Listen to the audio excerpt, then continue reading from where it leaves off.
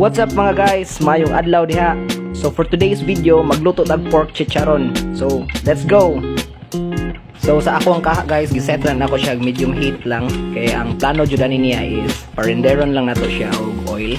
So once mugawas na tanang oil ana niya, that's the time na pwede na to siya haunon basta crispy na siya. So naadiri ang kanang na-render niya na oil, and as you can see, ninggamay na siya o crispy na jud siya, tan-awon jud pod. So ato na siyang kwaon, kay ato na siyang pabugnawon, ibutang ato sa fridge. So mauna ang total na oil na re-render sa ato ang pork guys. So ako na transition largo, high heat na siya para muburot ang ato ang chicharon. So as you can see, niburot na jud siya guys, nindot na kay siya tanawon. So basta yung anak na ganit na mulutaw na siya sa mantika, pwede na siya haunan. So transition na sa atong finished product guys. Look at that, very crispy. Nimborot jud siya guys, tanawa. So tikima na. So look at that. Kadungog mo, sa crispy, lami kayo eh. Sama pang kakaon, tanawa.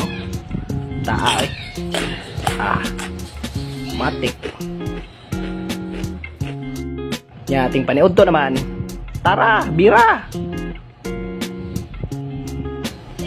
Suara oh, gimukbang na kanay. Sus, turay, crispy kay ron. Paminawan na ninyo.